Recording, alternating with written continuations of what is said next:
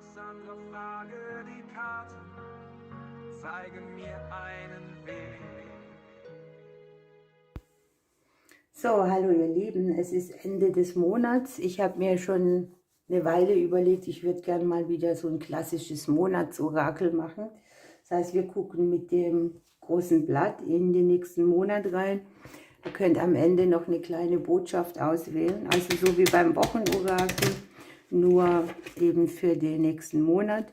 Und es ist ja jetzt Ende des Monats, am Dienstag habe ich die Sternzeichen noch drin. Da habt ihr dann den Überblick für alle Sternzeichen. Aber wir gucken jetzt fürs Kollektiv. Welche Energien fallen fürs Kollektiv für den neuen Monat? Boah, Leute, was soll ich sagen? Ich kann es ja nun nicht ändern. Die Wunscherfüllung steht unter einem guten Stern. Die kurzen Zeiträume sind hier zu sehen. Ne? Etwas, das lange nicht vorwärts gegangen ist, wo viel Nebel war, wo die Richtung nicht direkt zu sehen war, dreht sich. Ja? Dreht sich so, dass sie dem, was wir wollen, unheimlich entspricht.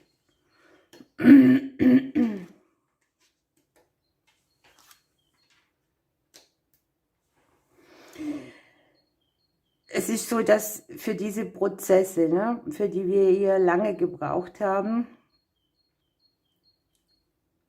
so zu sein, wie man denn will, oder uns selber auf den Weg zu bringen, so wie man es möchte, da habe ich so ein bisschen diese Momente, wo man vielleicht irgendwelche Schnellschüsse gestartet hat und viele Zelte auch abgebrochen hat, vielleicht auch irgendwo was hinter sich gelassen hat, so auf eine schnelle Art und Weise. Und jetzt kommt die Aufklärung und die Veränderung. Das ist so hier ein Zwischenprozess zu sehen. Da hat man vielleicht nicht den richtigen Weg gefunden. Man hat vieles versucht. Es kann hier auch das Umfeld betreffen oder eine wichtige Person von uns. Und da, wo sich lange nichts verändert hat, weil man den Weg nicht richtig gesehen hat, obwohl man schon verändert und gemacht und sich vielleicht auch ein Stück weit verzettelt hat, da kommt jetzt die Wende rein. Das kann hier auch sein, dass es Kinder von uns betrifft, die sich eher auf einen anderen Weg machen oder die auch lange nicht die Richtung gewusst haben. Ne? Da gibt es einen großen Klärungsprozess und etwas, was lange nicht sichtbar wurde, wird sichtbar. Ein schicksalshafter Neubeginn mit Wunscherfüllung, gleichzeitig eine Zeit, bei der man Konflikte und Stagnation schnell beiseite lässt. Hier gibt es auch so ein Verarbeiten von allen Dingen, die einem am Herzen liegen. Verletzte Liebe, Belastungen, die aus dem Bereich Liebe kommen, Liebeskummer. Das muss jetzt nicht unbedingt uns betreffen. Ich habe das tatsächlich auch mehr für jemanden, der uns wichtig ist oder für jemanden, der uns am Herzen liegt. Neubeginne, die liegen hier so ein bisschen viel von außen mit dabei. Ne? Hier löst man Blockaden, hier verarbeitet man Verletzungen. Man macht sich auf den Weg für langes Wachstum. Man steht sich nicht mehr selber im Weg. Guckt mal, ich habe das Blockadenlösen hier zweimal. Einmal hier oben, die Maus nagt hier den Berg weg. Der Berg legt sich ins Haus des Fuchses. Ne? Hier hat man vielleicht auch so dieses Ding gehabt, es gibt ein Hindernis, weil mir der Weg nicht bekannt ist. Oder etwas, was nicht sein soll, hat sich nicht ergeben. Und hier haben wir auch den Sarg, der den Berg hier beendet. Der Sarg liegt ja auch im Haus der Guten. Er beendet Konflikte, er klärt auf, ne? Er sorgt für einen klaren Weg, vielleicht für manche sogar schneller, als man denkt. Man kann hier auch viel hinter sich lassen, das einen so erschreckt hat oder ja, wo man so plötzliche Wenden genommen hat, weil das Außen einen dazu gebracht hat. Wir haben hier die Berufskarte, die liegt hier im Haus des Bären drin.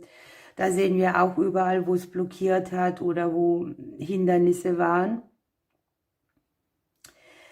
dass man ein bisschen was zu seiner eigenen Kraft wieder startet, dass man Veränderungen vornimmt, die hier überraschend gut liegen und hier auch schicksalshaft mit einem neuen Kapitel dran sind. Das Überwinden von Hindernissen im beruflichen Bereich oder die Verstrickungen, die am beruflichen Bereich manchmal auch sind, ne? Die korrespondieren hier mit einem raschen Neubeginn. Das ist aber ein Neubeginn, der für einige vielleicht auch in eine ganz andere Richtung geht, in eine andere Sparte oder sowas, ne? Hier liegt ja der Stern jetzt im Haus des Klees und hier liegt der Klee im Haus des Hindernisses. Das heißt für mich hier auch, dass es so Sachen gibt wie alles, was langfristig für Blockaden gesorgt hat, wird hier in Kürze geklärt, aufgeklärt, unter einen anderen Stern gestellt, sodass Veränderung passieren kann. Für einige von uns habe ich auch, dass zum Beispiel die Family, Kinder, Partner, ja, dass das alles sehr, sehr mit Umständen, die von außen kommen, behaftet ist, die dann in eine andere Richtung führen und die Blockaden oder den Berg sozusagen bröckeln lassen. Wir selber liegen im Haus des Turmes. Das heißt, möglicherweise sind wir hier auf Rückzug.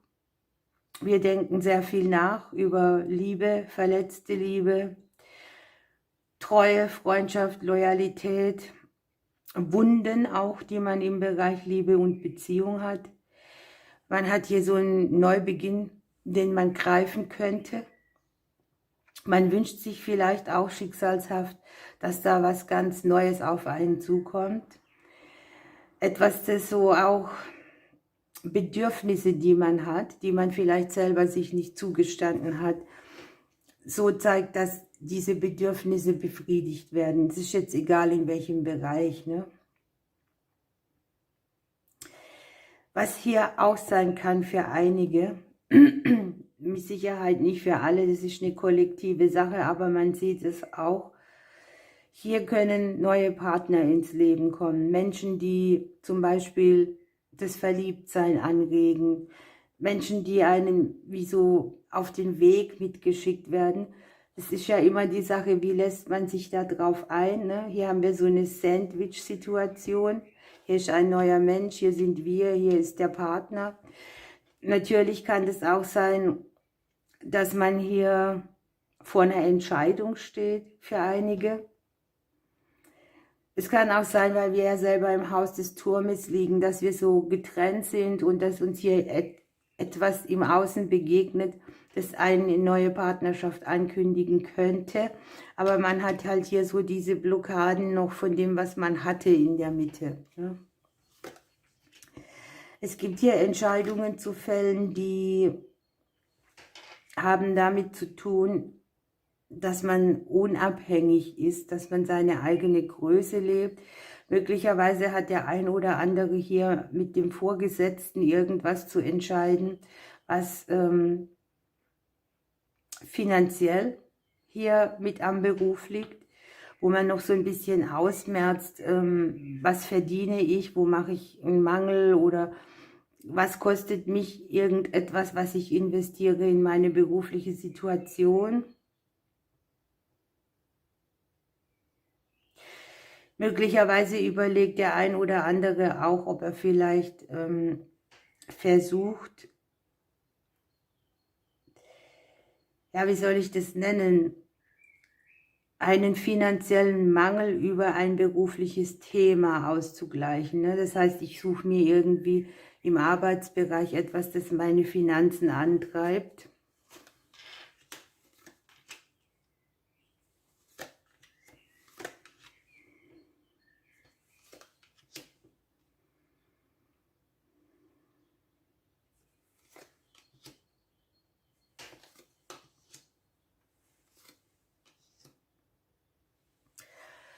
Der Monat bringt trotz der Wunscherfüllung, die wir hier oben haben, die auf einen neuen Weg bringt, eine Entscheidung nötig macht, die eigene Größe nicht aus den Augen zu lassen, hier bei allem, was man tut, den guten Nachrichten, aber auch Nachrichten, mit denen wir nicht gerechnet haben. Ich habe hier irgendwie das Gefühl, hier liegt etwas, das kann jetzt unsere Kinder oder unsere Freunde, unsere Arbeitskollegen, das nähere Umfeld betreffen, das einen irgendwie so ein bisschen übermannt oder überrennt oder emotional auch etwas mit uns macht. Es kann hier sein, dass eine plötzliche Nachricht kommt, eine Nachricht, die alles verändert, eine Nachricht, mit der man so nicht gerechnet hätte. Ein Umschwung, jemand schmeißt schnell was hin oder hat so einen schnellen Umbruch auch hinter sich und hat vielleicht auch irgendwie so einen Schnellschuss gestartet, den er jetzt ausbadet, und wir kommunizieren hier darüber und es löst irgendwie etwas aus, etwas Emotionales.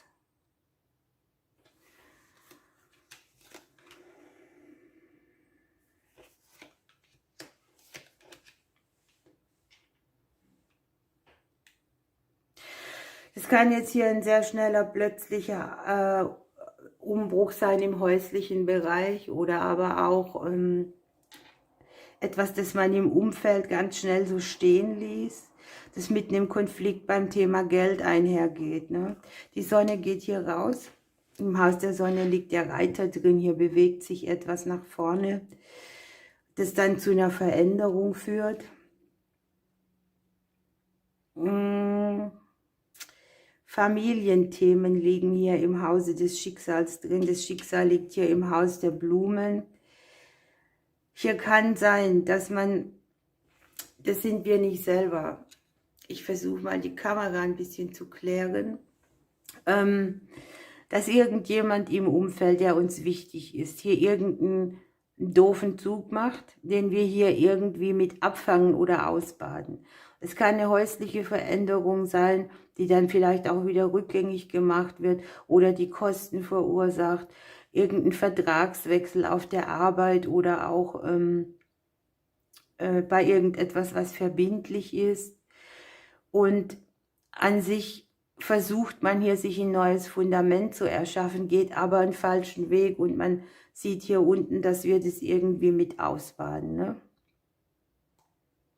Hier können auch Menschen sein, die kommen mit an Bord, die haben irgendwie ein Thema mit dem Geld, die mischen sich ein, die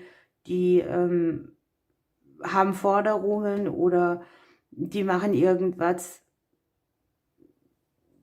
geltend. Das könnte jetzt ein Kind sein, das sagt so, ich breche meine Zelte ab, ich brauche Kohle für einen Umzug. Mama, Papa, bitteschön. Ne? Oder hier, ich wechsle den Job und habe irgendwelche Lücken und habe das nicht bedacht. Und so jetzt ihr dürft gerne zahlen, so irgendwas. Ne? Ja, also Konflikte mit dem Thema Geld, aber das Geld gehört uns nicht. Das ist ein Thema von anderen. Hier, ne?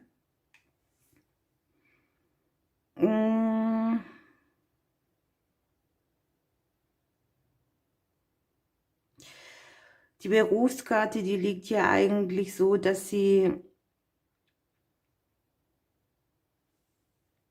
sehr stabilisierend ist. Ja, ich habe hier die guten Nachrichten, die Beständigkeit, das Wachstum. Allerdings sehe ich auch, dass man hier sehr viel kommuniziert und vielleicht auch schnell mal einen Wechsel forciert. Möglicherweise geht hier auch jemand weg aus diesem Umfeld, in dem er sonst war, und es betrifft euch irgendwie mit. Beispielsweise, ihr habt ein eigenes Kind in eurem Betrieb beschäftigt oder ein guter Kollege und ihr habt jetzt hier so dieses Ding, dass sich das stabilisieren darf. Hier ist auch die Arbeit von zu Hause aus gesehen, ne? Oder eben, dass man da so ein bisschen Schnitte macht, damit man beides unter einen Hut kriegt. Puh, eine spannende Energie. Hier liegen auch im Haus der Entscheidungen irgendwie Personen drin, die haben vielleicht so ein bisschen den Posten des Beraters oder den, der hier Wissen mitbringt, Infos, gute Nachrichten, wie man etwas wendet. Kann auch jemand sein, der aus dem Bereich Beruf oder Finanzen dazukommt. Bei den Finanzen habe ich wirklich in der Spiegelung den Fuchs und hier den Konflikt. Ne? Es kann sein, dass man den Konflikt in Kürze löst, weil es einen nicht betrifft, aber was heißt nicht betrifft? Ne? Irgendwie betrifft es einen doch, aber er kommt mit in unser Leben, der Konflikt. Das ist nicht das, was wir selber verursacht haben. Okay. Familienkarma liegt hier auf jeden Fall.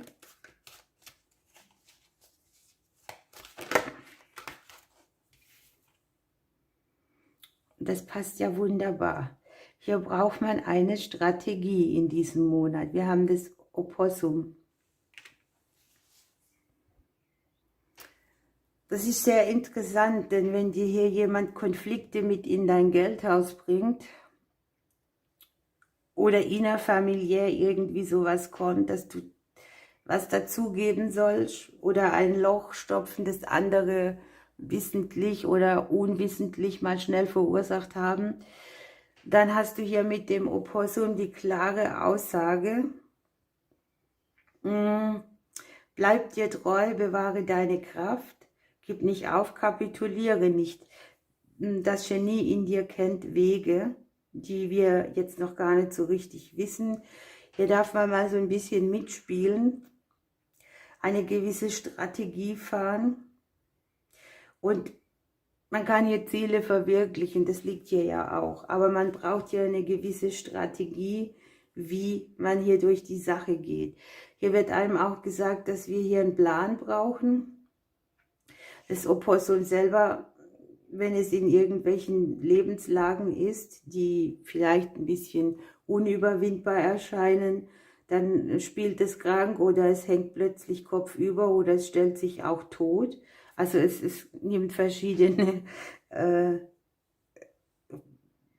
Szenen ein, Szenarien spielt es.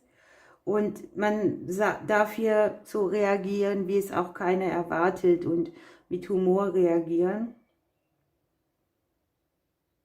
Hier auch die richtige Zeit abwarten, in der man handelt, nicht vorschnell reagieren. Und es kann auch sein, dass hier eine Sache sehr viel größer erscheint, als sie tatsächlich im Nachhinein ist. Und dass man hier einen sehr großen Handlungsspielraum hat, den man vielleicht übersehen könnte. Ne? Man wünscht sich ja hier eine schicksalshafte Lösung. Man darf hier agieren, frei agieren, anstatt zu reagieren und diese Freiheit auch erleben. Also wie fühlt sich das an, wenn ich eben bewusst reagiere, wenn man an meinen Fäden zieht. Nichtsdestotrotz ist die Wunscherfüllungskarte die erste, die korrespondiert hier auch noch mit den Sehnsüchten im Beziehungsbereich oder allem, was verbindlich ist. Ne? Und hier oben mit Wünschen, die lange verwehrt waren und hier auch mit guten Wegen, eine Möglichkeit, die auf uns zukommt, die wir gut nutzen können, wenn wir eine Strategie haben. Hui, schauen wir mal noch ein bisschen tiefer.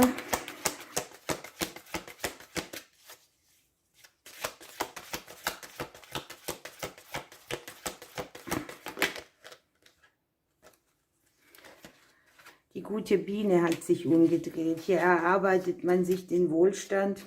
Unten haben wir noch den Schmetterling mit der Transformation. Die Karte zeigt natürlich Fülle an und die Süße des Lebens. Allerdings geht es auch ein bisschen darum, Strategie zu haben an dieser Karte, denn man braucht Produktivität und Strukturiertheit. Ne? Man braucht eine Priorität, man erkennt, was wirklich wichtig ist und geht in die entsprechende Richtung. Es kann sein, dass hier viel Arbeit ansteht, ne? Weil hier wird ein Weg frei, die Biene ist sehr emsig. Man muss handeln und fleißig sein, vielleicht auch mit anderen zusammen. Also gemeinsam irgendwie was durchsetzen. Und es ist hier ganz wichtig, wir haben hier das Schiff im Hause der Ringe drin. Ne? Und hier geht es einfach darum, wo sind denn meine Träume, die ich umsetzen will, um zu Wohlstand für mich zu gelangen. Egal was, ne, für jeden ist Wohlstand etwas anderes. Für die einen ist es Geld, für die anderen ist es Emotion, gute Verbindungen. Und wenn da mal was schief läuft oder einer tanzt aus der Reihe, das ist so diese Situation. Ne? Der aus der Reihe tanzt, kann die anderen mitreißen und man kann es zulassen oder man kann auch sagen, nee, wir müssen jetzt zusammenhalten und ein Ding durchziehen irgendwo, damit diese Stabilität hier auch erhalten bleibt. Ne? Okay, ihr Lieben, das ist genügend Kost für uns. Ihr dürft jetzt dranbleiben, für die noch wollen, kriegen eine kleine Botschaft für den neuen Monat. Und wie gesagt, am Dienstag gibt es dann statt dem Kollektiv eine Legung für euer Sternzeichen, das ich diesmal auch mit dem großen Blatt abgelegt habe. Ich drücke euch, bis bald. So, ihr Lieben, hier bin ich wieder. Gucken wir noch nach einer kleinen Botschaft für den neuen Monat. Fürs Kollektiv dürft ihr euch eine Seite auswählen.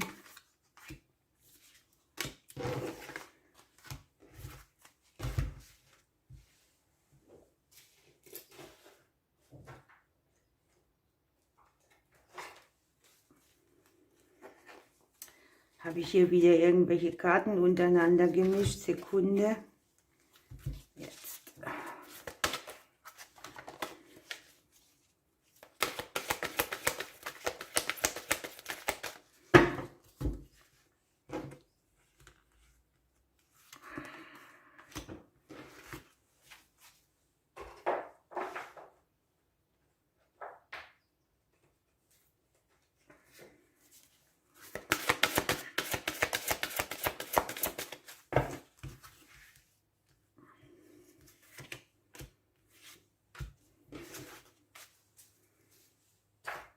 So, dann nehmen wir noch eine, dann dürft ihr wählen.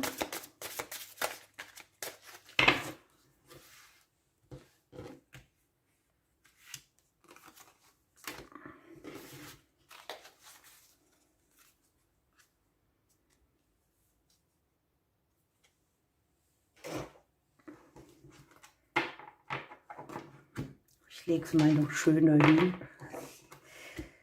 Okay, sucht euch eine Seite aus. Ich nehme die rechte und wir gucken. Was haben wir hier? I want to be a queen. Irgendwo mit irgendetwas Frieden schließen, einen Test bestehen. Das kann dieser Test sein, ne? Wenn einer aus der Reihe tanzt und du sollst einspringen. Was machst du dann? Und die Kommunikation mit der Natur her ist so Blumenenergie, passt ja auch gut in die Jahreszeit, Feenenergie und ja, auch diese Schönheit der Natur, die Erdung, das Umgeben mit Dingen der Natur, kann hier helfen, den eigenen Platz, den eigenen Thron zu safen sozusagen. Der Löwenzahn, erde dich und fliege hoch. Hier geht es um die Ahnenpflanze, die sehr große Wurzeln hat und gleichzeitig darf man sich hier gefestigt fühlen und die Pusteblume hier so wegblasen und seine neuen Samen aussehen. Man hat hier trotzdem die Verbindung. Wir haben die körperliche Betätigung, die Natur, die körperliche Betätigung. Mit Yoga haben wir hier ja zum Beispiel auch etwas, was den inneren Frieden und das spirituelle Wachstum anregt. Ich habe vor kurzem mal sowas gesehen, da haben die Stuhl-Yoga gemacht. Da muss ja unheimlich beweglich sein für Yoga. Und wir haben der geheime Strand. Man entdeckt hier zufällig etwas, man schmiedet einen geheimen Plan. Man hält sich entweder bedeckt oder man untertreibt. Etwas kann sich als waghalsiges Abenteuer entpuppen und dann am Ende doch ein großes Los sein. Und man kann hier zum Beispiel auch die Meinung oder die Fronten gut wechseln. Jedenfalls ergibt sich hier was am Ende genau die richtige Lösung ist. Und ich glaube, das können wir für diesen neuen Monat auch brauchen. Gucken wir die andere Seite an.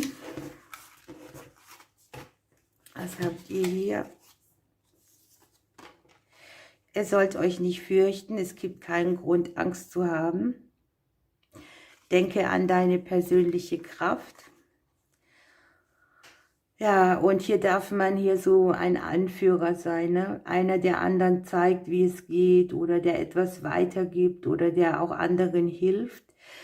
Das heißt auch für mich, mach dich nicht kleiner, als du bist, ne? Du kannst ruhig dein ganzes Licht leben oder deine ganze Größe. Würde natürlich auch auf die Herausforderung des Monats gut passen, ne? Wie geht man mit den Dingen um, wenn es mal gänzlich anders läuft als geplant? Ihr habt die Eberesche, hier geht es darum, dass ihr eure Sinne öffnet, dass sehr viele Ideen, Inspiration und Kreativität zu euch fließen. Das doppelt sich hier ein bisschen, denn wir haben hier mit Ariel eine Entwicklung auf der geistigen Ebene, auf der hellsichtigen Ebene. Und hier möchten sich noch so ein paar Gaben entfalten. Man ist auch sehr angebunden, also hier ist so, ich bin offen für alles und ich bin vielleicht auch ein Kanal für alles und mein Inneres zeigt mir bestimmte Themen auf. Die Laternen in der Nacht, ne? Sich grundlos Sorgen machen, hier haben wir ja keinen Grund zur Sorge. Hier ist ein Vorbote für einen Erfolg, eine Anerkennung oder ein Glück. Man hat hier eine Offenbarung, das doppelt sich, ne? Das Innere zeigt einem Dinge auf, spirituelle Erkenntnisse und man kann Großmut zeigen. Wahnsinnig interessant. Der neue Monat hat von allem was dabei. Wunscherfüllung und Überforderung, beides sind mit an Bord. Jetzt danke ich euch fürs Zuhören. Denkt am Dienstag an die Sternzeichen. Ich drücke euch und bis bald.